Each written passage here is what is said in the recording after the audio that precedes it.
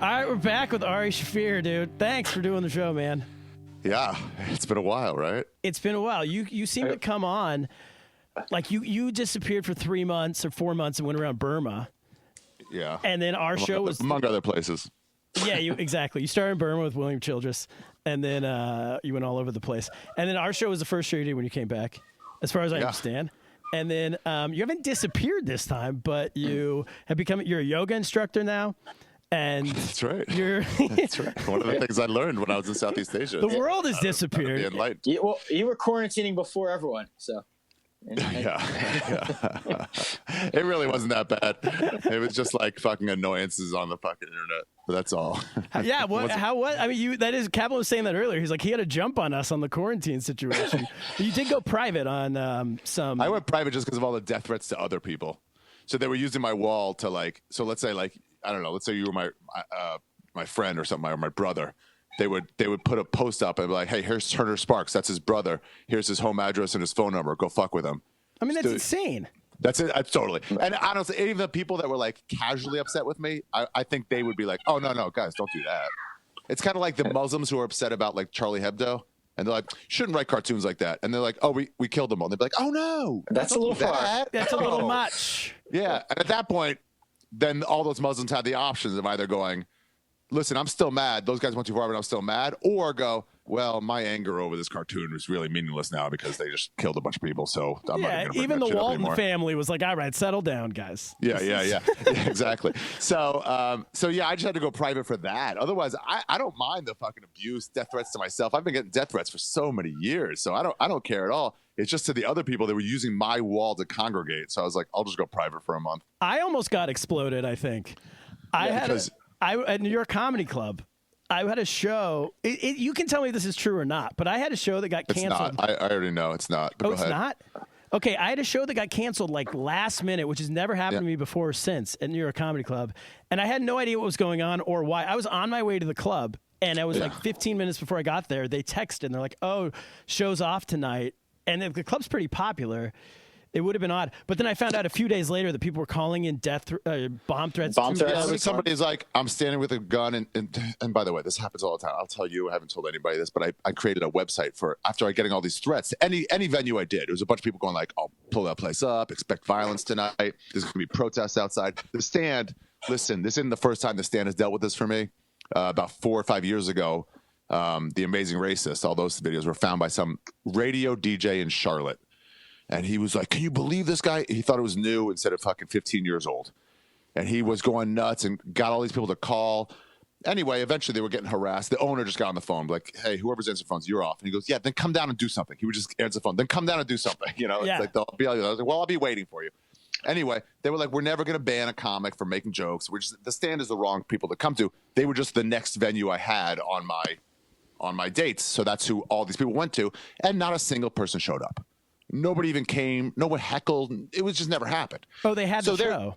Yeah, so they're used to it. This was 4 or 5 years ago. So now the Stand was like, come on down, Ari. They're calling us saying they're going to be violent, but they're not. And I stood outside for fucking 30 minutes. Like, if anyone wanted to shoot me, I'm right here alone talking to my friend on the phone. It's not an issue. The Stand knows that, and he would send me pictures, Natalia, of like, oh, here are the big protests. Send me a picture of just an empty sidewalk. Anyway, other clubs aren't as used to this. So the New York Comedy Club, they got a call saying, I'm sitting with a fucking machine gun outside on the block. Okay, so side note, since all this stuff started going, I created a website for a fake comedy club in Toledo, Ohio. Yeah, it was a club that had existed about 5 years earlier, closed down, and we found it was like, all right, let's just use that, Laughs Inc. And we made this website, and it was so we had the email address. We just pretty much mocked their entire old website, put some of their performers and then some fake, just like public domain images, and called it like Jack Smith playing whatever. Duncan Trussell I put on there, Nick Youssef I put on there is like coming, you know, and then I put myself on and just waited for the emails to come in because we made a fake phone number, Google phone number from the area code of Toledo. They weren't going to check on any of the links, like buy tickets, because no one's looking to buy tickets, right? They're just looking to protest. And some of the protests, this is some of the emails we got, will go, I have been a customer. I have come once a month at least for the last 3 years, which is like, it's a club that closed down 5 years ago. Right, such a form. And I will never come again because you're having Ari Shaffir. It's a form letter. Expect violence, all that stuff. But that one was my favorite ones because it was like, this is what club owners deal with. People they think are customers that are living in Florida who are never going to come, never going to remember when they do come. They actually might come to your venue 3 years later because they forgot they were that mad. So we were getting messages saying, I have been a loyal customer and I will stop coming to a fake. Anyway, so New York Comedy Club. Go ahead, Cap. You should be able to get a small business loan then because your club has been forced to close. You're right. You have correct. Evidence he's got customers. PPP. You are correct. Let's fill that out when we get off the air. You don't want to fire employees of the Chuckle Hut in Toledo. No, Laughs Inc. Yeah. Laughs Inc. Yeah. People have suffered enough. Yeah, exactly. Why punish Toledo? I had to eventually take it down because people were writing me and saying, "Hey, dude, I'm trying to buy tickets to this website to see your show. I'm so glad you're coming to Toledo. I can't. Should I just show up? I'm going to drive a couple hours. The website seems like it's sold out, but I'll just come and get tickets." And I had to be like, "Oh no, that's all fake. Don't come. I'm not going to be there." But anyway, so New York Comedy Club got this threat. They don't know it's not real. They called the cops. They said somebody's on our block with a machine gun, which is easy to find. It's not that big of a block. In New York City, yeah. Yeah, it wasn't real. They also had 0 reservations for the show. When people go, Ari Shaffir's show was canceled. First of all, it wasn't my show. It's a spot. It was as much my show as it was your show. Turner Sparks had 0 reservations? How's that possible? Exactly. And so people can't understand that in New York on a Tuesday in the winter, a late show, by the way, a 10 o'clock show, sometimes it's not packed full of tickets. It's just like that's the reality. And they want to make this narrative of like his show got canceled. It wasn't my show. It was I had a spot. I was doing 15 minutes. If anything, I could have used the ink on that one. Yeah, absolutely. Yeah. They could have said the Turner Sparks show got canceled. Yeah, between the 0 reservations and this threat, they were like, let's just go home. Let's just call. Why are we waiting for fucking 7 people to show up tonight? Let's just go home. Cap, you know why I remember this? This was the same night as, so Kaplan had a heart attack a little over a year ago. And we had, thanks. 41 years old, he had a heart attack. And we had a 1-year anniversary party of his heart attack. And that night, they told me Jim Gaffigan was coming. It was a surprise party. It was a surprise party. And so the way we got him to go to this restaurant was to tell him that Jim Gaffigan really wanted to be on our podcast and wanted to meet us before to have dinner with us to like go over what he wanted to talk about, which would never happen in the history of ever. But I don't know why. I'm very gullible, apparently. But so I got Kaplan to go to this restaurant. So it's like all the way up in Harlem. And then I was worried. I had to leave and I had to take a taxi to get down to New York Comic Con because I was worried I wasn't going to make the spot in time. And on the way down there, they were like, oh, the show's been canceled. And they wouldn't tell me why. I didn't really ask why, but it did seem odd that it was 4th Street. And that I can't remember if it was 4th Street actually, but either way. So Monday night though, was it Monday or Tuesday? I don't know. Then I think next day or 2 days later in the paper or in like the New York Post, it was saying that like, oh, New York Comedy Club is getting death threats or because of Ari Shaffir. So I'll always remember that night. It was a very big night for me. The hardcore Kobe fans probably don't know where the New York Comedy Club, like they don't know the intricacies of which club to go to. It's not like a. Yeah. Well, exactly. So the story got printed as like they canceled because I don't know, but it had nothing. It just really had very little to do with that. And I kind of felt like let them have a win. Let them think they're doing something. Yeah. It took a spot away from me, so I hope they're happy. Yeah, look at that. Well, you're a Kings fan, so. Yeah, it might have been a spot, and it might have been like no one coming. So yeah, exactly. Sorry, you're you right. lost your spot over it. It might have got canceled anyway. So what's up? So now you're. When did you start this yoga thing? Did you start this not January 1st because we're in. It feels like it was a new year when 2nd, quarantine started, but. So I had this whole plan. I built a studio, and I had this whole plan to start doing video podcasts, and that's another reason why I kind of like took off. So I looked all of February. I was looking for apartments, so I kind of slowed down on podcasts. I think I put out one in February, and I was just looking for apartments to fucking run a studio through, and I finally found one. And one of the things I was going to do was do yoga. I had a whole area set up for fucking yoga every day, but then shit went to fucking. So you did one episode and then the quarantine. One episode in there, and then had to I was gonna do another one. I was like, who's in town? I asked Joe List. He goes, nah, I'm just staying in my neighborhood in Queens. And I asked DeRosa, and I was like, DeRosa, like, yeah, I'll come by. And then I was like, I don't want my producer. It was like that week in between where I'm like, how bad is this going to get? Yeah. We're still allowed to go to restaurants, but I think we can meet up. Were you still doing And I was like, spots? I did spot on Sunday, the 13th, 14th, 15th. That was the last spot. That was the last day. Was that before or after like days. basketball got canceled and all that? After. I was in Utah when that happened. Yeah. So they were showing, I was in Salt Lake. So I finally found a studio. We started building it. I asked my producer, I'm like, hey, can I take off? I've been looking to go skiing. I've been waiting so I could like get at the studio. Do you mind building it while I'm gone? She's like, totally. We don't need you for this. And so I took off and I was like, hey, fuck it. I'm in Utah. Let me add a show. Got some death threats there. Did you? Mormon death threats? Mormons. Yeah. Come on. It's not Mormons. Yeah, but anyway, nobody showed up. So we just hired some extra security. Yeah. But stand up in Utah. yeah. So and then they were showing the pregame of that show because in the Wise Guys, it's literally like a half block away from the stadium is Wise Guys. Oh, from the Jazz? Or? Yeah, the Jazz play. Okay. And they were watching the pregame, and then they saw like, fuck, Rudy Gobert tested positive, and they're like, oh, Rudy Gobert's out. And then as we're all watching on the big screen from a block away, and then it was like, actually, the whole game's canceled. And then that night, Tom Hanks got it. We still did our show, but I was like, guys, I think handshaking is out. Oh, you did? People were like, had Rudy Gobert been to that comedy club that week? Did you get nervous? ooh, Just touching the mics, touching all the mics. That's right. That's right. Any establishment he went in, like for those 2 weeks, everyone got it because he was So nervous. drinking everyone's beers. Like, this is fake. This doesn't. He was a denier, and then he got. Yeah. Everybody was. Irony. Everybody was. It was 50 cases. Yeah, not Turner. Yeah, allegedly, no, because Ari, I got exposed to it on like March 6th. I had a friend who had it and then told us like 5 days later, he goes, hey, remember we went out like 5 days ago? Well, I might have had coronavirus at that time. I have it now. So Yaya and I, my wife and I quarantined early, and we called a doctor in New York, and I think New York Presbyterian, and they were like, don't believe anything you read on the news. We're getting thousands of calls a day, and all these people have it, but there's just no testing. So at that point, they were saying there was like 50 cases in New York City. They were telling us there's thousands of cases right now in New York. We're looking out our window, and everybody's like, like playing basketball, playing tackle football in the street. Playing basketball, exactly. The dog parks were mobs. Mobs. As soon as you couldn't go to restaurants, people were like, well, let's congregate other places. It's New York. So we had this information that no one else in the city had, and it was I stopped doing Thanks spots. for sharing. I stopped like a week before. No, I was telling everyone I could tell, but what am I going to do? Go down to the grizzly pear and tell them to stop doing stand-up? I mean, like, come on. That's the thing. It's like everyone who's decided to take extra steps, other people were like, you don't have to do that. But no one was like, what the fuck are you doing? They were all like, yeah, I guess we should do that. But, I mean, they weren't begrudging other people for going further than they were.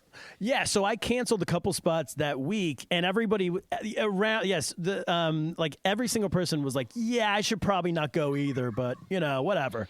As long as the shows are open, which is so weird. No one believes Trump, right? No one we know likes Trump. But if they're like, well, the government says we can be open. It's like, wait, so you don't trust the government for anything? I was saying that the whole week. The comedy clubs were like, good news, the number's only down to 250. So our club seats 220, so we can still be open. It's like, yeah, but like the spirit. Right, it's a random number, arbitrary number they're picking. My postal place where I have packages sent. I was like, are you guys open? They're like, we're deciding. I'm like, well, why can't you? You're not a restaurant. They're like, yeah, because we don't want to have our employees breathed on for fucking 100 times a day. I'm like, oh, yeah, good point. The governor of New York went to the gym, as did Kaplan on the last possible day. The mayor. Oh, sorry, the mayor of New York. The last day gyms were open. He's like, got to get one last workout in. And that's why I look fabulous. I mean, Monday was the last day restaurants are open. And me and my lady were like, let's go to one. It might be a long time.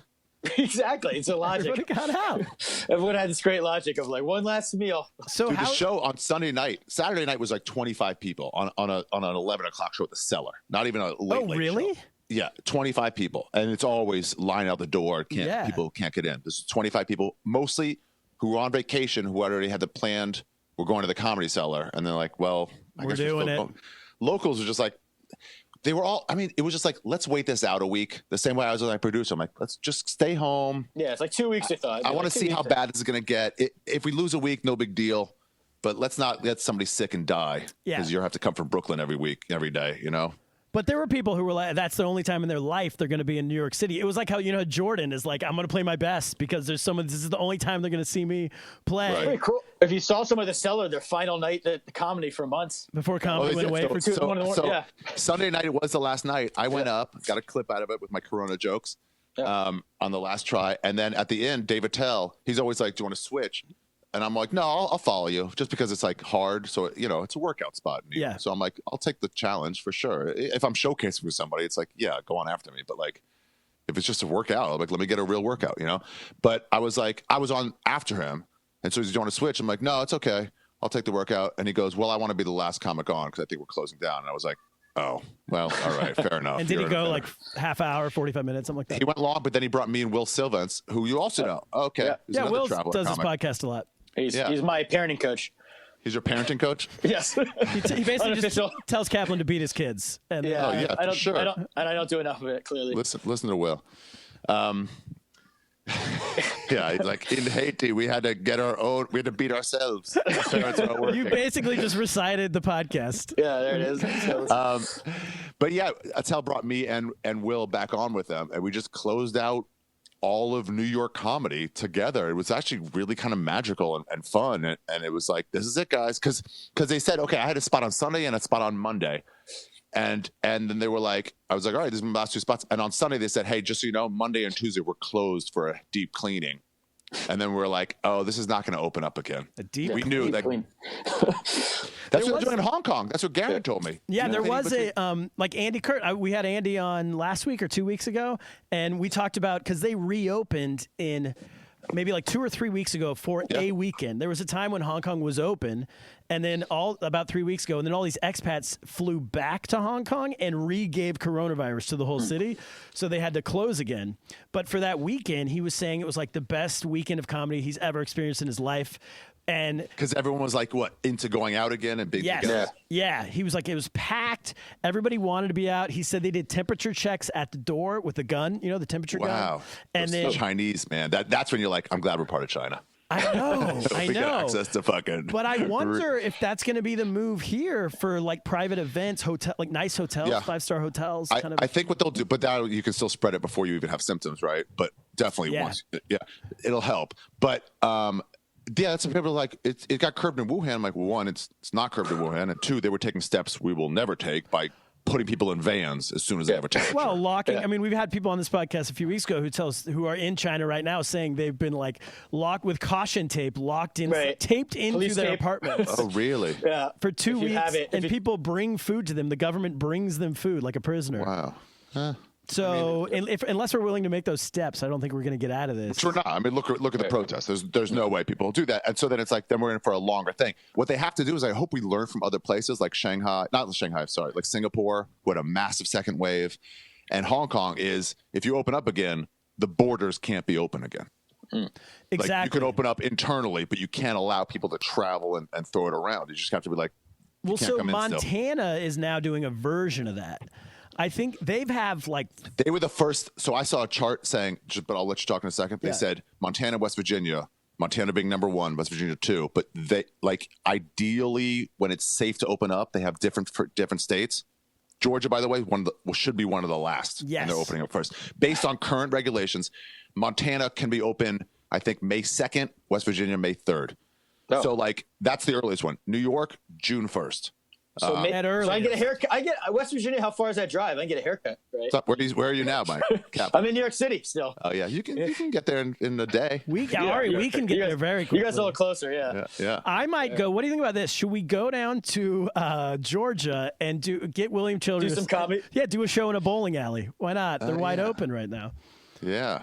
I was going to say. Reinfect everybody. Childress is going to clean up. My cousin she's a nurse in Montana, and she was saying they were basically good a month ago, and then they had a wave because from like college idiots who went to Florida on spring break and got it from all those like weirdo looking people in that video. But now they're good, and their thing is they're going to reopen, and to anyone who's not from the state, but they're totally restricting travel. If you're not from the state, it's a 2-week quarantine if you want to come. But the real problem is that it's voluntary. So they're saying how do you enforce the quarantine? Right, they're warning people at the borders. Like, so when you come, we drove cross country to go to LA when I started comedy, and at the border they check you for vegetables and Yeah. fruits. That's really all they're checking for. And they say, like, do you have anything?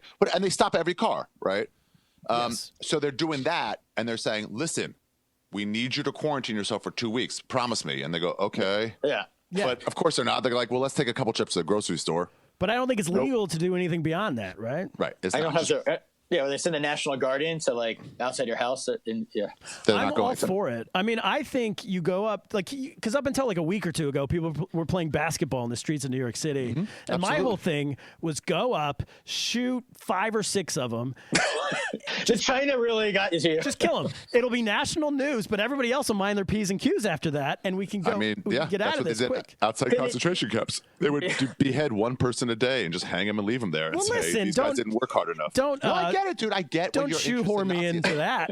No, it's great. If you believe in an ideology, then fucking go for Listen, it. I don't didn't- fault you for that. Turner wants to put a sign up that quarantine will set you free outside.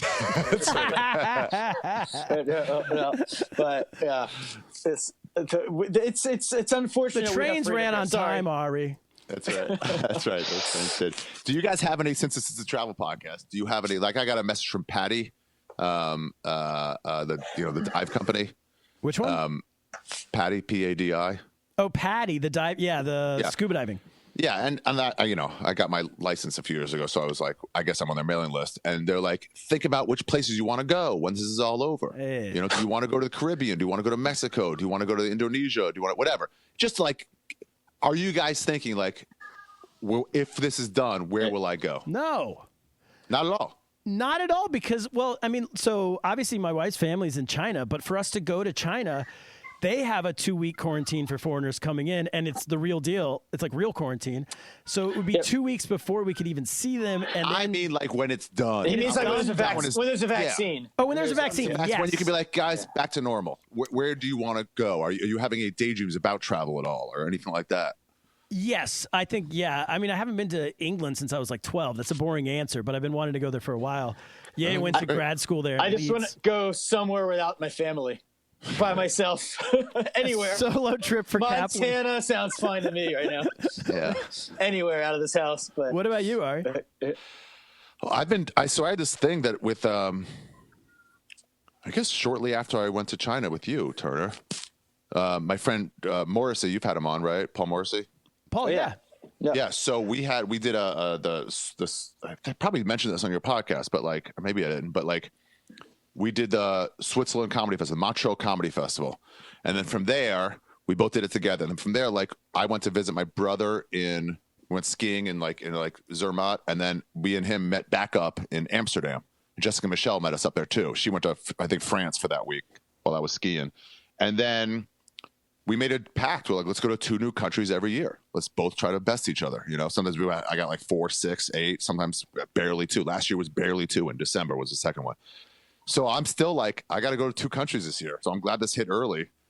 I don't know what 2 new countries. It can't be Mexico. I've already been there. Canada. Well, Sweden is Canada. not quarantining at all, and Belarus, their president says you can cure it by taking a sauna. So those would be 2 good ones because they let you Those in, would I be- think. yeah. Oh, right, Vodka and saunas. Yeah. Have you been to Just what you do Sweden? normally. I've been to Sweden, Stockholm. Yeah, for sure. They're gonna just see what happens. I think is their plan for The herd, whatever. herd mentality or whatever that Herd is. That what immunity. it's called? Herd immunity. Herd immunity. Yeah. Yeah. North Korea might be opening up soon, so maybe. Oh, that would be a new great country. one. They probably don't have it, right? Nobody. Henry they've been Rollins went there. quarantined. Henry Rollins went there, and Not while they- Jimmy Rollins. Yeah, while they were in a full quarantine there, where they like put you in a waiting room, and like interrogate you a little bit, or everybody. Somebody was like, "Hey, dude, are you Henry Rollins? You played in fucking No Spain?" way. And he was like, "Yeah," and he goes, "No, but this is not from North Korea. This is one of the other people in the waiting room." Oh, okay. Yeah, and he goes, "Shut your fucking mouth. They don't know who I am. If you tell them I'm somebody, I'm fucked. Shut your mouth." It's like they do not like Black Flag up here. Yeah, exactly. And I'm gonna have They issues. like protest music. They're more Dead Kennedy fans. Yeah, they're only fans of dead Kennedys. It is. And It that's is it. a great time to be North Korean because they've been quarantining for like 50 years. Yeah. No big deal. Yeah. They either have 0 coronavirus or everyone has it right now. Yeah. Kim Yeah. Jong, maybe he had it somehow. I think. Yeah, he could. What do you think of the new female? Was she a female president or what would be? But he's not dead yet, though. Is he We don't- not? yeah. It's. I thought Turner has sources. You know these things. No way. I do not believe he's dead. I don't know. I have no source. Those sources were shaky, and they've never seen anything. They're based on like wishful thinking. I mean, TMZ reported it. Woj has not reported it yet, so I'm not. Shams is not on it. Woj, there's no. If TMZ reports, but I feel like they report stuff. I don't know why they haven't said anything, and the sources they said they're citing are like shaky, and the U.S. government's like, we haven't said he's dead yet. It's just like I'm not believing that. I think he might be like almost dead, but I don't think he's dead yet. Well, the only thing we have to go on is that one kid, that American kid, who North Korea said wasn't dead for a long time, and technically he wasn't, but he had been brain dead for weeks when they shipped him back to the U.S. Right. But it also is in their best interest for him not to be dead right now. But what about so is your girlfriend with you? Are you guys? I know you guys are in Maryland at your parents' house, right? Yeah. How much family is together? Yeah. None. So my other sister and her family, they live. So we used to live. We grew up in this place called Silver Spring, and then my parents just moved like about a year ago to Baltimore. So I've been in this house. It's not mine. It's none of my stuff's there. It's just like they moved, from scratch. So it's not where I grew up. So it's weird. But like my sister's family can drive. It's about 45 minutes to an hour, and then stay at the end of the driveway and see my parents, their grandparents. Are they doing that? Here or there, yeah. So they can't like hug them, but they can at least see them, which is nice. And I've seen that on like walks in the suburbs. You probably get it. It's so much different than New York. In the suburbs, you can actually walk around and no one's going to come up on you. You can maintain that radius. It's really great. We go on a walk like once a day. It's really, I mean, we've been calling it like the new Great Depression, and in every way it is. Families are closer than they've ever been. You eat like multi-generational meals. I've seen people saying happy birthday from like someone's deck. You know, they go outside and everyone's spaced out and saying happy birthday. And the guy's like, oh, thank you. The suburbs, people in the suburbs are feeling very like they've won. Like they proved they're better than the cities. Yeah. Because all these people our age moved to the cities. Our parents moved to the suburbs. And then we moved back into the cities, and now the suburbs are like, no, we were right. The cities are going to kill you. That's right. That's you right. idiots. And so now we're all. I mean, Turner's never coming back. I don't think. Well, my brother's moving to Mexico in 3 months, and I've been saying this all along that I'm going to Leon Black him. I'm just going to stay. I'll be the house guest that stays, and now it's my house in Arlington, Virginia. Yeah. Could just live here. But I don't know. You can't kick a squatter out. Exactly. Squatters' rights, right? Isn't that a thing? I've heard it say. Sort of. No, I'm going back. I'm going back to New York. I think a lot of people are going to flee New York, either because of lack of money or because they're starting to be like, hey, actually, life is better outside of here. Why am I living like a rat when I can see stars instead? You know? It is. Yeah. I don't know. What do you think? Do you think it's better? I mean, it's not for what we do. I hate words like better or worse. There's so many specific details. I will tell you, it is nice. So I spent a week after I got back from what was my last stop? Indonesia. I came from Indonesia, East Timor, then Indonesia to get my for another week, and then I went home to Maryland. Yeah, Timor-Leste. Yeah, it's like right connected to Indonesia, but then I went straight to Nashville before I got back to New York. And then from Nashville, I saw Sean Patton there. He goes, you want to come with me to New Orleans? I was like, all right. I was still in travel mode. So I was like, sure, whatever, Yeah. So we just drove to New Orleans. And then I went back home to New York. And I spent a week trying to get any person on the street to say hello back to me. I would start like, hello. And it was a week and I failed. So I mentioned that to my mom. She goes, well, you live in a place where you pass 1,000 people a day. It's not novel to pass someone. She goes, I always say hello, and people always say hello back to me here in the suburbs. And I'm like, well, that is nicer to have a human connection here or there. I mean, what's nicer right now is having a yard to go into. I think it was. I mean, we were in a 1-bedroom apartment in Brooklyn, and if you go outside, especially when we left in late March, where we had this knowledge that most of the city didn't seem to have, where you walk outside our apartment, 5 people are standing right next to you. We were freaking out, but I don't. I still want to. You got this. I'm ready to get back. I mean, if it was over tomorrow, I'd be back immediately. But yeah, me too. Yeah, me too. I'm just starting to see some of the benefits. Like, this is nice, and we're kind of just enjoying it while we can. Cap, how's it been not leaving? I feel like a real survivor. I was hoping we would get one of those. Yeah, there we go. That was nice. It's not an episode with Ari if he doesn't fart into the microphone at some point. Good to know you still got your fastball, Ari. All this yoga instruction and everything you're doing online now. It's all like, hey, watch this guy's special. He's great. I'm like, when's the twist? It's so positive. There it is. I'm looking. There it is. There's the twist. That actually puts a smile on my face. Ari's back, ladies and He's gentlemen. back, folks. There it is. I can't fart on command like that, so I got. It's not a command. It was coming, and it's okay. Ari, wait. Ari, what? Sorry, Cap. Finish. I was going to say that you ask how I feel about staying. I feel like we're all in this competition now where we want to not get it. Like we've made it so far. I don't want to catch it now. Like I just want to go this whole way and not get it. But being in New York, I'm playing at a higher level. Like absolutely, I'm not getting it here. You guys are off and like you don't have to see anybody all day. You see one person. Well, also, Cap, you're really high on your horse right now. Your whole family is like, "Oh, you guys left. You guys are weak. I'm a real New Yorker." All these New Yorkers are treating it like, "Oh, the real New Yorker stayed." I'm like, no. That happened in 9/11 when being together helped. Being together hurts right now. Yeah, no. So the people who stayed in New York put New Yorkers in more risk. Yes. The people who left took the risk out of New York. Well, I don't want to go to my parents' house because they're there, and if I had a home to go to that'd be empty, I would have gone. I agree. Right. Turner's back struggling there. Oh my God! Yeah, you're in the bunker. You're looking. I'm like literally in a bunker. I haven't brought this up yet, but I am. So I'm at my brother's house, and the first few podcasts I did here, I was so loud they could hear me in the whole house. So my niece, who's 7 years old, built a fort for me out of blankets underneath a card table, and that's where I record the podcast. You look like a kid during like a sleepover party who's got a microphone and. Yes. It's like it's playing pretend. But Cap, that's what I'm saying. So if you get it now, if you were to get corona, it would put your whole like I'm a New Yorker, I'm tougher than you out the window. Yes, it would ruin my whole I have to admit I was wrong. Here's my question. So they're trying to come up with a vaccine, right? Yes. And I remember hearing a joke about well, first of all, they say if you get it, it doesn't mean you can't get it again. They're starting to see more and more like, yes, you can. That was wishful thinking based on nothing. I know. Yeah. But if they come with a vaccine, I don't know whose joke it was when they came up with a polio vaccine. People are like, oh, sweet, you can cure my polio? Like, oh, no, you're not going to have polio forever. It's just if you haven't had it yet. So if they come with a vaccine, all the people who have had corona, you can just get it again and again. You need to have never had it for the vaccine to work. Is that true? That's how vaccines work. They don't work once you've had something. Right, but they don't know for sure that you can get it again. How do you know how vaccines work? Polio. I mean, it doesn't cure you. Oh. Well, that's bad news.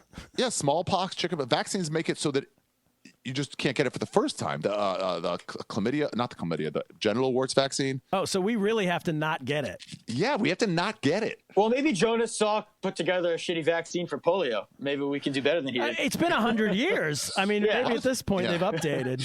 Maybe. Yeah. Yeah. This is my level of science. I don't know about Jonas Salk, but listen, maybe a child molester. Maybe bleach works. Was he? I don't know. Spread it. What's he going to do? Sue you? Fuck off, Salk. Come after us. There we go. Cancel me now, Jonas Salk. Yeah, and Mary Curie was a fucking Satanist. Listen, I'm about to drink bleach. I think I'm down to try. If you had it, would you just test it? If you had bleach? Yeah. If I was in a pretty bad state, I guess I would try it. I mean, it's funny the malaria thing that they're like, just take that, and then the people are like, can't hurt, and then it's turning out it did hurt. They're dying at a way higher rate than people who did not take that. Oh my God. Right. Well, yeah, people who take Trump's medical advice, there should be a disclaimer after every press conference. Please do not. He offers up. I like the way he offers up ideas, though. It is the way I would offer up ideas. Maybe this will work. Maybe I don't know. He kind of says I don't know when he's saying. Yeah, he didn't tell anybody to actually take it. That really was the fake news media going like, he told us. It's like, I didn't say that. Yeah, he was like, I hope it works. He goes, maybe we can inject maybe this could work. I don't know. Maybe. I don't know. Yeah, it seems interesting. But then when they ask him that, he's like, but this is why, you guys, just shit on me for what I suggested. Just say, why are you suggesting this in a public meeting? Do it at your fucking private meetings. And don't even do it then. Anything you suggest, medical research will be like, yeah, dude, thanks anyway. We got this. You're not going to, but I don't know, to lie. It's like, I feel like I'd be a great press person for Trump. There's an idea. Yes. There's a way to get. So I've been thinking about it. This is a way to get your career. Yeah, get it all. Really get people to love you. Like, is that Ari Shaffir? Yeah. So you know how when he asks a question, and you see them ask a question with a smirk on their face, and he already hates this person. He goes, "Here we go. Yeah, it's the another CNN fake guy. news. Fake news. Yeah. CNN. And they're smirking. They're like, I got to rise out of Trump. I wouldn't do it that way. Here's how I would do it. I saw this guy ask the other day. He's like, Mr. Trump, you said people should go out in the sun. That would cure it. Don't you think that's dangerous? And he's like, here we go. I wouldn't say. Here's how I would say it. If I'm a press person, I'd be like, Mr. Trump. And I'd be like, yes, Ari, thank you again. You're someone I will call on because of past, right? I would like, a lot of these fucking idiots are fake news assholes. And they're saying that you said to go out and it'll cure it. Can you just put this to rest at those fucking liars? Can you just tell me right now that you didn't actually say that? You were just saying it might be something we can research, please. And he'll be like, thank you. One guy gets it. I'm like, fuck right. Man, fuck all these motherfuckers. He goes, Ari, I'm always calling on you. Yeah, and I'll get the real story out of him. Owen would hire you.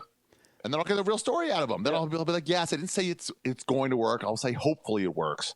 Yes, and then tease. There is that one lady. I think she's like there's some new network that I've never heard of. That's like, OWN. It's like the new Fox. Is it the Christian network? Or it's literally called CTN. Like it's called OWN. OWN, and he loves her.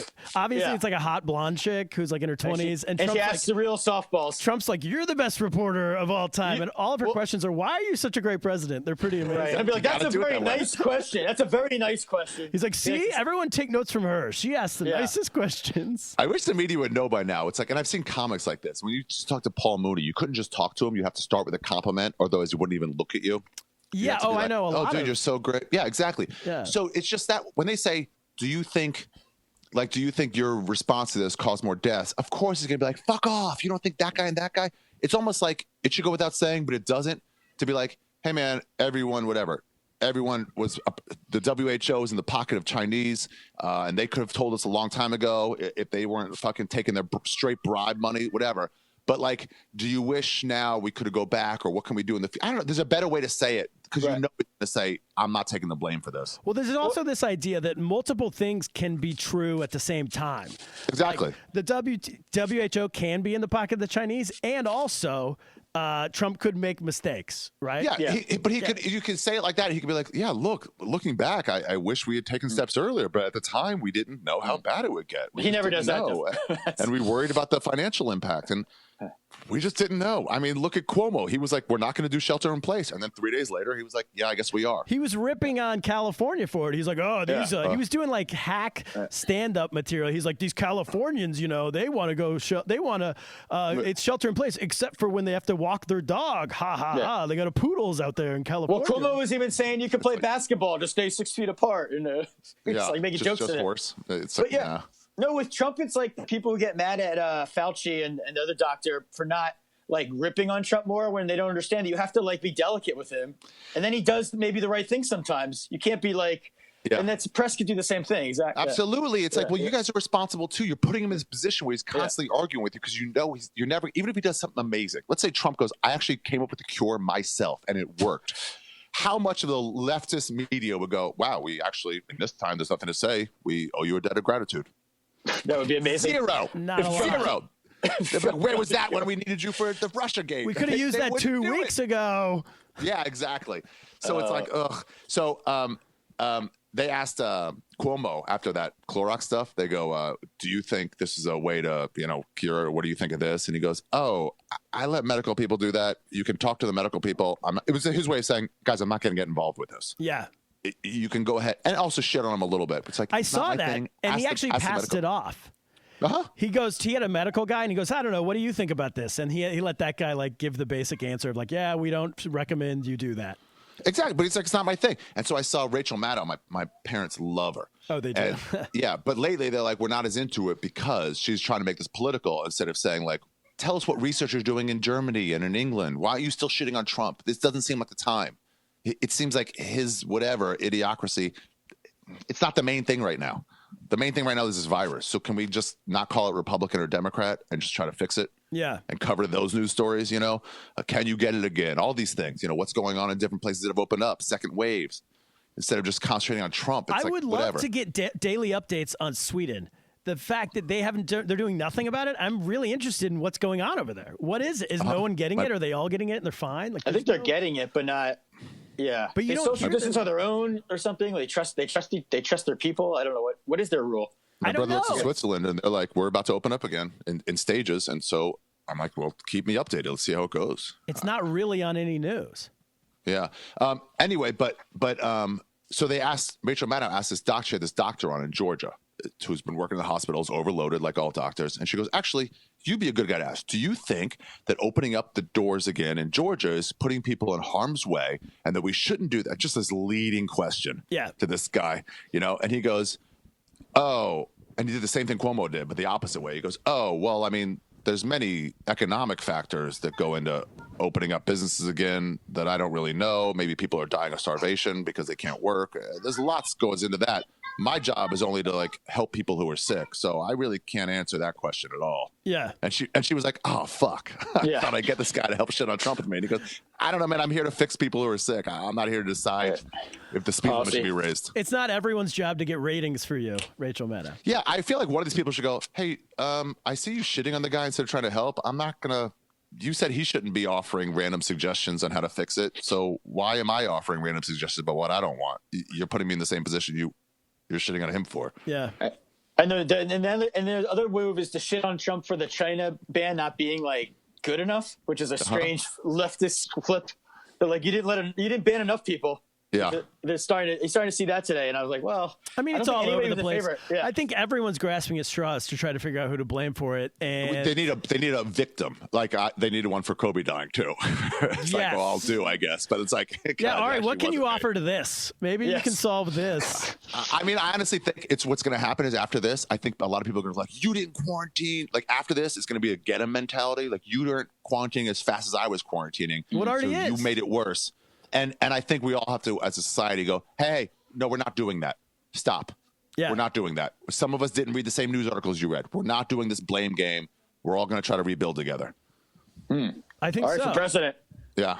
I mean, after all this, it's like, and when people are like, dude, I was looking for songs for my podcast, for this podcast I did with Joe List about acid reflux, and he can't eat chicken parms anymore, and because of his acid reflux. Yeah. Horrible. And it's all he ever ate. And so I found some songs like Chicken Parm and Heartbreak or whatever by this lady. She's kind of chubby, 600,000 views, whatever. She was like a real whatever. Chicken Parm and Heartbreak. Yeah. Turner, you need that for my Kaplan. This should be Kaplan's song. That's my theme music. Oh yeah. When I had a heart attack, Turner likes to talk about how I had my wife sneak me a chicken parm into the hospital. I just wanted one bite. I just wanted one bite. But anyway, I looked at the comments for this video, and it was just left and right. Go apologize. You need to apologize. How could you not apologize? We're waiting for your apologize. I'll never trust you until you apologize. And I had never heard of this lady before. And I'm like, oh, there's all these people coming at her for some dumb fucking thing. For a chicken parm or for she had done something lady. Right, for something else, some anti-trans. Somebody else said you ghosted this other singer. You said you were going to write together. We need you to apologize. I'm like, these are all so dumb. I feel like after this, people are like, hey, whatever your issue, we're not doing the hate thing anymore. Well, all right, we're just not doing that. If you're looking for a song, we are opening this podcast with the Bleach Boys by Dead Milkman. Oh, that's nice. Yeah, that's a smart one. Don't you want to hang out with the Bleach Boys, baby? It's all a song about drinking bleach. It's amazing, and it's they were ahead of their times. They knew bleach, the importance of it. They knew what was that's coming. Great. Yeah, Miracle Cure. Would you guys go to another concert? I remember we went to that in Coney Island. How long till you see? When they open up the doors again, and I already talked to Big J about this. I'm not going out. I'm not going to be part of that first. No, I'm waiting 3 weeks to see what the second wave is. Probably, if I can get really good deals because of everybody thinking that way. If I can get center court tickets to a basketball game, I'll probably take them. Yeah. Well, so I will. So we went to that Rancid concert a couple years ago on Coney Island. I had tickets to that exact same concert. It was supposed to happen May 17th. Me too. Kaplan and I were going to go. And here's what they did. This is the new move. They don't cancel it. They go, hey, sorry, we're delaying it, which is code for we're keeping your money. Yeah, and for another 2 years. We're going to figure out. Yeah, what Live Nation is doing is they're very carefully not saying you can get a refund if you want, which of course you can, because let's say you were doing that because you were visiting, let's say no outbreak, right? And you were just going to be in Denver or wherever that weekend. Yeah. And so I got tickets, and then it got moved till 2 months later. You're like, well, I'm not going to be in Denver, so I get my money back. So they're very intentionally not saying you can get a refund, even though you can. The wording is it's been moved. It's been delayed. So that's what I had tickets to that. Also, the weekend that it all broke out, like the weekend you were in Utah. When New York City erupted, Tyler and I, my brother and I, were going to go to we had tickets to a They Might Be Giants concert, with I think 1,200, 1,500 people in the middle of Manhattan. We definitely would have gotten it, and we were going to go. And then 2 days before my brother canceled, he called. He's like, hey, I'm not coming. I'm not going to come up to New York with all this going on. And I was still going to go, and then they canceled the show. But I feel like I would have got Corona. We're never going to find out if they were or were not Giants. Yeah, I know. They might be. We still don't know. Who knows? It was sold out, though. So 1,500 at, I think, Bowery Ballroom, maybe, right in the middle of Manhattan. And Bowery Ballroom, it's 1,500. Is it 1,000 maybe? I'm not exactly sure. It's standing. But standing. Yeah, it's right around the corner from New York Comedy Club on 23rd. It might be on. I mean, I don't think they're going to have 23rd. concerts like that for at least a year, till the vaccine. So we don't have to.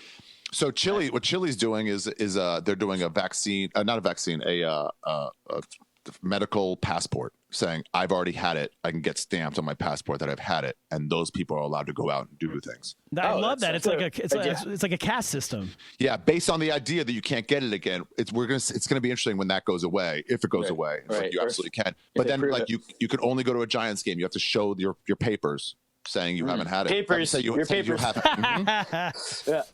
Yeah, they're going to say like, if you've had it, you can go out. Otherwise, you can't. So then people are going to want to get it. I was going to say it's going to cause a whole reversal where you try to. At that point, I think I would just take it. Give it to me for 2 weeks. I'll quarantine. Well, once the hospitals can handle you, they go sector by sector. So what they do in D.C. Because the government is the number one employer of Washington D.C. Right by far. And so they space out when you work. Some people work 7 to 3. Some people work 8 to 4. Some people work 9 to 5. Some people work 10 to 6. Because if everybody work 9 to 5, the metro system would get overloaded. Yes. Right. So they have to space out when you get off. Otherwise, you couldn't take public transportation. It'd be like this is like normal times. You're saying, not just there's normal times, right? So I wonder if they're going to be like, okay. Upper East Side, you guys all get it right now. We're going to wait 2 weeks. Then Upper West Side, you guys get it. And then we're going to move down to the East Village. Then the West Village. You do it like elections. You do it like elections. You go, you guys vote on this day. Montana, you get it now. We'll get New York, you next month. It's like primaries. Yeah. And then, but you have to do it region by region because you can't overload a whole state's hospital. Right. You can't overload. Yeah. I mean, if it gets me out, if I could go to a Rancid concert and Sacramento Kings games and Yankees games, Sacramento Kings games, I would take it. I would take it for Kings games. I would take it if I knew it was 2 weeks and I'm not going to give it to anyone else. Yeah, and they can get an 8 seed. I think for Sacramento Kings games, you could still maintain a 6-8 foot radius. They would let you have it. Even before you could do that without sitting next to you. Do you know, Ari? I don't know if you know this. The Kings actually had a game scheduled that night of the. Oh, we got another one in. Audio, get that.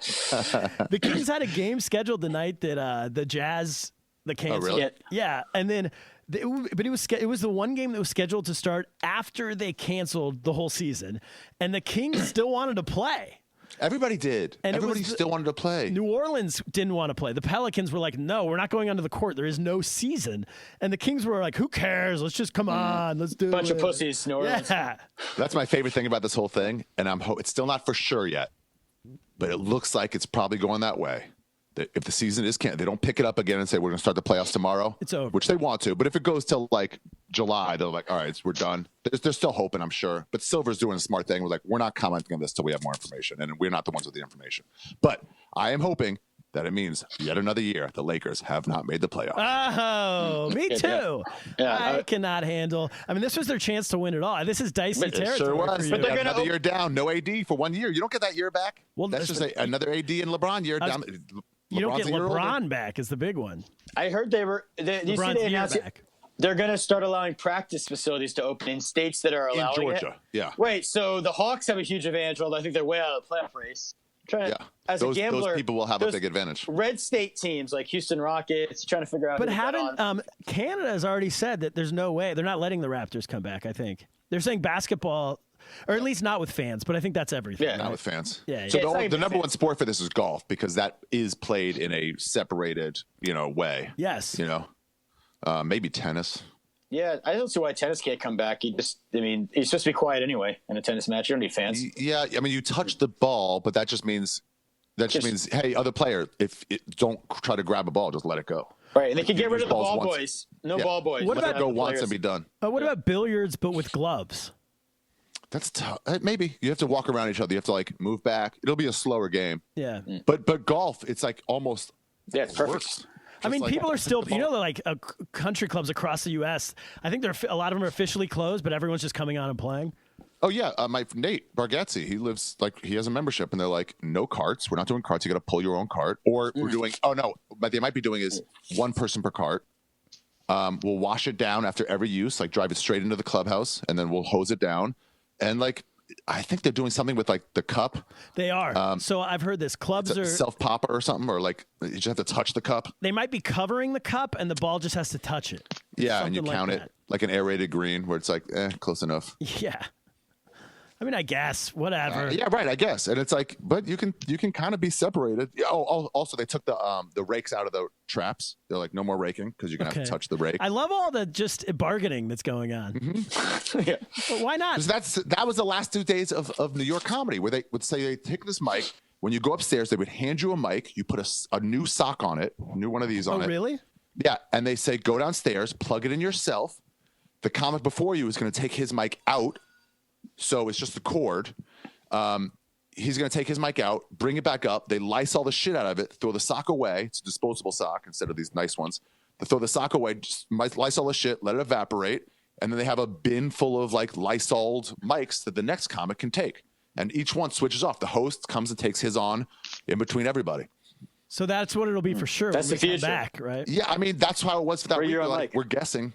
But it's limit the amount. I mean, you've smelled shitty, awful mics where it's how many people have breathed into this since you last watched it? They're disgusting, but That's not done. only that, the front row gets spit on the entire show. Mm-hmm. And the comics all get spit. I mean, everyone's laughing at them. Yes. Yeah, you're right. So What about, have you done any Zoom? Funny. You done any Zoom shows? No, I need the laughs. I don't know how that's going to work when you can't hear the laughs. And the audience, even if so you've all done shows outside, right? Outdoor shows? Yeah, it's awful. It's awful. And those people can hear each other's laughs. It just kind of dies into the lack of ceiling. Yes. Now you're talking about they can't hear each other's laughs. Yeah, I don't know. And it's dying into it. I need a crowd, man. I mean, I know a guy who did one last night and made $2,000 off tips. If you need really? the money. Yeah, this guy in New York, he's like one of those master marketer type comedians, though, he had a giant mailing list and put it all together. But it just wouldn't sound right without laughs. It sounds like everybody's bombing, and it sounds like the material's bad. Yeah, I don't know. It's just hard to figure out. We had an audience mic that fed into the manager's office at the Comedy Store. Not an audience mic, a comic mic. So in case you could hear get the fuck off me, you'd be like, oh shit, we got to go up there. So if a fight broke out and the comic was talking, we would know. But it didn't record the audience, just the comedian. So you're in the manager's office listening, you're like, ooh, he's struggling, huh? And then you run into the room to see a comic bombing, especially a friend of yours. And then you're like, oh, he's doing really well. Yeah. Because the audience wasn't feeding in. So it's just going to make it sound like you're bombing. It makes a giant difference. I mean, the one I've seen one, I haven't done any yet. I was asking, but I've seen one where they had 10 people maybe unmuted. So you're getting, but the 90% of the audience is muted. And it's probably the 10 people who they know and they can control, and they're not going to be heckling or whatever, Right. It's be quiet. You're messing this up for everybody if you talk. Yeah. So these 10 people, laugh. you're our can friends, be like a real audience. And the other 90%, you're muted. You can hear them laughing, kind of thing. Yeah. I guess if you go you'd have to make it so it's you lose something. You need a moderator, and you'd be it's a $5 entrance or $10 entrance or something like that. So if we mute you, if you fuck up and start talking, we're gonna kick you out, and then you're not getting your money back. I mean, so you have something to lose. A month ago, I was like, I would never. There's no way in hell I'd ever do one of these things. And the longer this goes, I'm like, well, I got to do. I mean, we're doing our podcast 5 days a week now on Patreon. Yeah. We're doing one day here and the other 4 days on Patreon, and so that's getting writing out. But doing nothing is not an option. Stand up creative wise. It's hard. The podcast is something. That's why I do the yoga. It's I can make jokes that way. I do this podcast, another podcast. Oh yeah, how do people get the yoga? Just Ari Shaffir on. Oh no, it's YouTube. YouTube.com/Skeptic Tank. My Skeptic Tank YouTube page, and then there's a playlist for yoga only. But then there's also my Skeptic Tank podcast and my other podcasts. And what's the deal with the studio? Are you still renting it, or did you? Yeah, so they didn't respond, but I took your advice on Friday. Went to my apartment and said, hey. My whole industry is dead. Yeah. I went from income to no income, even though they don't know. It's I actually wasn't planning on going back on the road till November. Yeah, they don't know that though. I mean, yeah, exactly. But and also, I might not go on the road in November. Deposits come in early and stuff. Yeah. What? Sometimes deposits come in early, And there's no yoga, so. Right. That was Right. big. So I said this is a major issue. Like, I'm sure I'm not the only one in this boat, but like, finances are different now than they were 2 months ago. What can you do? So my apartment said you can take $500 a month off temporarily. And then after this, we might also renegotiate. Like, you're not going to re-rent this for as much as we're paying. So we want lower rent. Exactly. And they did that. They took $500 off. Temporarily. The studio hasn't responded yet, but I was like, I'm going to hold off on paying it. I'm going to talk to them on Monday. I'm like, how do you guys want to handle this? If we move out, you're not going to rent this place. Yeah. We're having trouble. What can you do? What you got was a great deal. I mean, my landlord gave me 50% off. I've never met the guy. I've only spoken to him through email like twice. He lives in Georgia. Did you call him for this or email him? Email. He lives in Georgia. He's one of those guys, somehow owns the apartment, doesn't live there, has never lived there. Yeah. And he was just cool. I just took a chance. He gave me 50% off for 3 months. And then that was April, May, June. And he's like, once June comes around, we'll see how the world looks and we can talk about it again. Well, that's great. That's like a normal human where it's like, I don't have to. It's like, no, you don't have to, but I can also just stop paying and you can't kick me out. Yeah. So a little of both. And these things aren't going to count against our credit because so many people are in the same boat. Yeah. So like, I don't know. How about just don't be an asshole and be like, yeah, dude, I get it. I'd like to keep you as a tenant. You don't know what you're doing right now. So let's work together. I mean, here. what he told me is he's like, listen, I have, cause it's a co-op. So he's like, I have co-op fees and I have taxes. And so if I just want you to cover that and then I'll take away my profit. I'm like, that's awesome. Yeah, exactly. Like nobody's trying to make any money here. I'm trying not to go broke. It's like, if you make me make a decision between groceries and my rent, I'll just stop paying and I'll leave. Yeah, especially when they say they can't kick you out right now. It's like, but then for sure. So then it's like, all right, even if I don't say I'm not paying, I'll just stay. What if I just like, hey, I'm moving out? Are you going to re-rent this place right now? Yeah, there's no market. Even if you do, it's going to be way less than you're currently paying. So well, like, that's every how do you want to apartment. play it? Every apartment is going to be 2/3 of the price. It could be fun to look to real estate right now and just make crazy lowball offers on everything. Absolutely. And see what they say. So I looked online just to let me look at apartments in my range, for what I'm looking for. And they're actually being rented for more than they were a year and a half ago. That's going to come down. But I think what they're doing, right. And that's for June rentals. So I think what's going to happen is, and they always do this when you look, and it's like, this was just decreased by 10%. This was just decreased by, when it's like, they try it at 5,000 and they leave it for 2 weeks. Nobody's renting it, like, do 4,500. And nobody rents it like 4,200.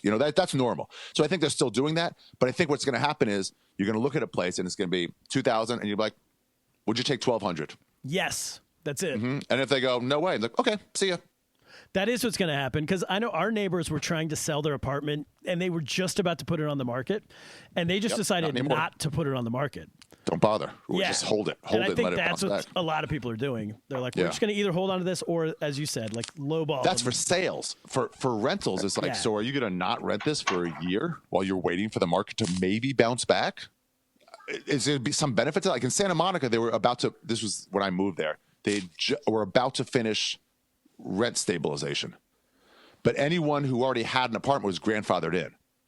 So for the last year, anyone who left, they were just holding those apartments because they were like, we don't want to have to make these rent stabilized forever. So they would rather leave it empty. But that's in that circumstance where it benefited you to not rent it till after the stabilization ended. Yeah. This doesn't benefit you at all. It's like, rent it? It's not. And everyone, I mean, we just had our producer on a couple days ago on our Patreon show. He was saying he's in his 20s and he was saying everyone he knows, every apartment that's like 3 people living in an apartment together, at least one of the roommates has left and isn't coming back. Right. So it's like, I can't afford this on my own. This left and right, that's the situation. It's not like those apartments go away. They're part of the market. Yes. And no one's renting them, or less people are going to rent them. So it's like, everyone who has an apartment now, it's like, listen, here's the deal. I'm paying $2,000.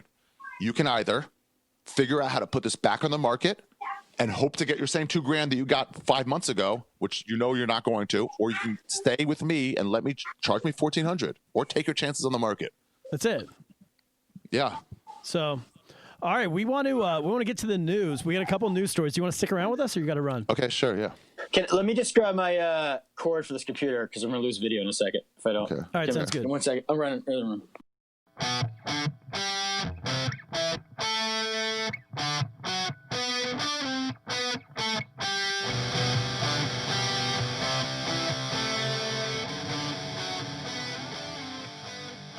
We ended abruptly there, but we got some news stories to get through. All right.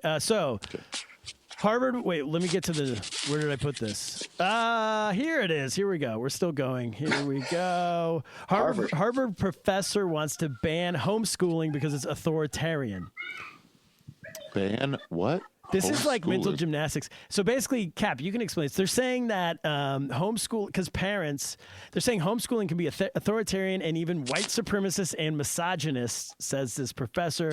Oh, because if their parents are misogynist, then they'll pass that down? They're saying the format of the idea of homeschooling, which is like one person decides what this kid does. I think that's their point. Yeah, they're saying life should not be controlled by one person, even if that person is your parents. So parenting shouldn't be controlled. You should let the state do parenting. It's like, I get what you're saying, dude, but like, yeah, I don't know. There's also benefits to it. If he said there's weaknesses that we should address, okay. To say we shouldn't do it is like. Elizabeth Barthollet is the Harvard professor who says this. I mean, go ahead. For thousands of years, but when was school invented? Kids just used to learn from their parents? Like was that? Yeah, that's just the way it was. Yeah, but there's no tutors. But now, I mean, honestly, I've been homeschooling my kids now since this distance learning thing started. And this seems like a crazy headline. I totally agree with her now because I don't have to do this again. So I want to protest. I don't have to homeschool. I don't want to be authoritarian. You got to start just dropping the N-bomb in every math problem. And that way, they'll take away your right to homeschool your kids. I'll get canceled. There's also, what about... Yeah. Go ahead. What about the fact that homeschool kids have always shown to test way higher and do way better in college?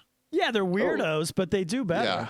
Yeah. Socially, it's an issue, but like scholastically, I think they're like far ahead. So like to say no because they might. I don't know. I mean, I'm sure the amount. I'm sure a ton of Harvard students were homeschooled because you're right. They're always the smart weirdo ones who end up going to Harvard. She's a Harvard professor, so I don't want to disagree with her, but I'm like, it doesn't seem like a for sure not. Well, there was also a Harvard professor who was selling secrets to China in January. So I don't think as a blanket we can agree with all Harvard professors. And maybe I need to ask Will Savence about this, but I'm not. I have my Ruby Kaplan, my daughter, whose room I'm recording this from, hasn't done it. This is Sunday. She hasn't done her work from Friday yet. So the authoritarian thing. It's only you're only an authoritarian if you make yourself an authoritarian. If you're a modern parent homeschooling, you're not probably an authoritarian, no matter what this person says. So, Ari, I really think Will Savence should be hired as a disciplinarian parent to just come around during quarantine.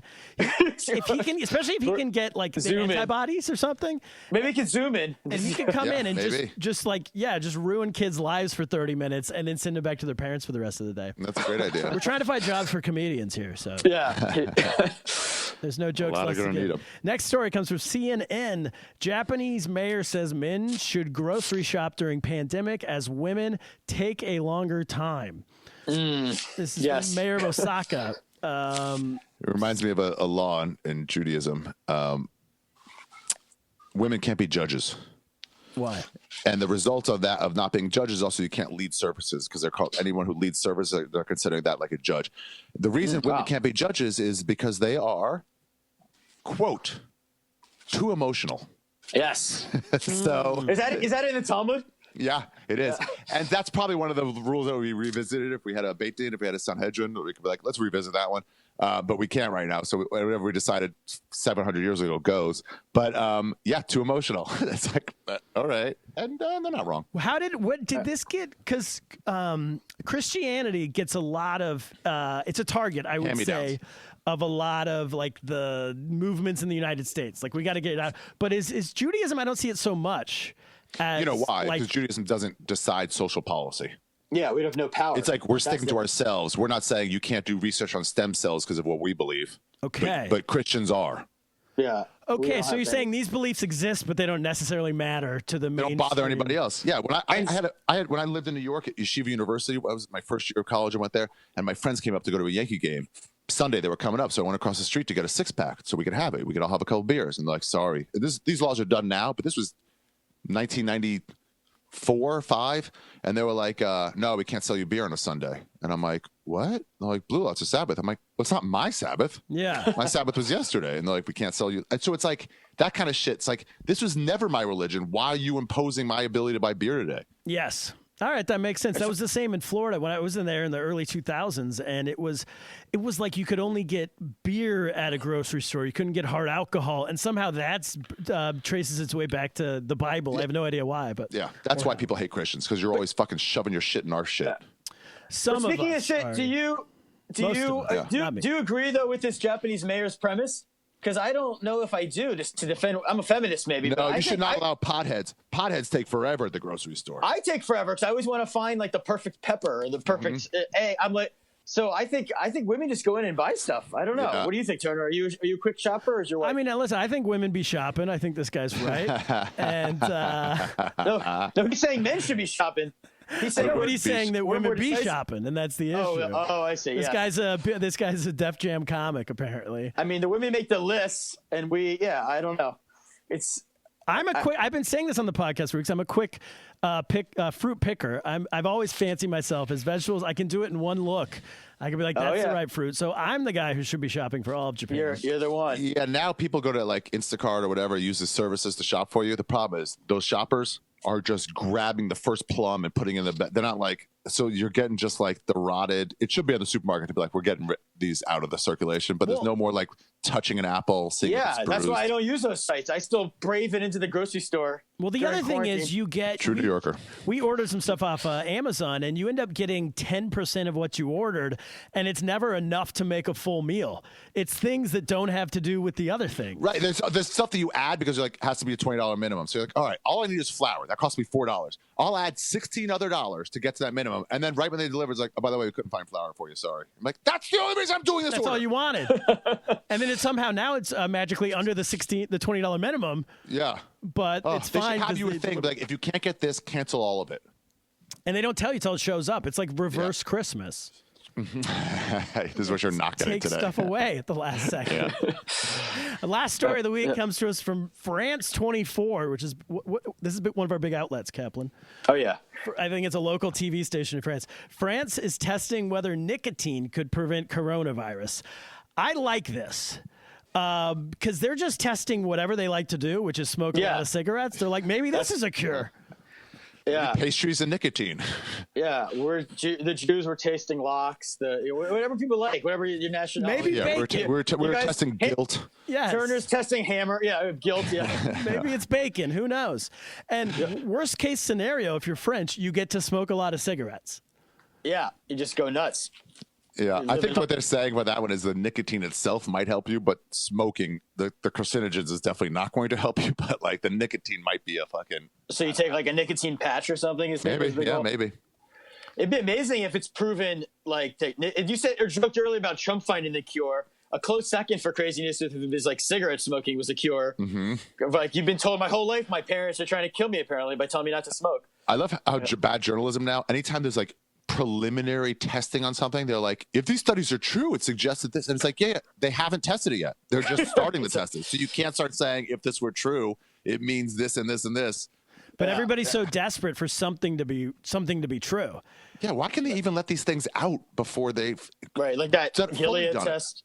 Well, last week we had a doctor on, and we were asking her. We're like, "So is any of these things working?" And she's like, "No, nothing. Just stop talking about it. Nothing's working. I wish I could tell you something is, but zero. We don't know what's going on. Nothing is working." Right. Real depressing.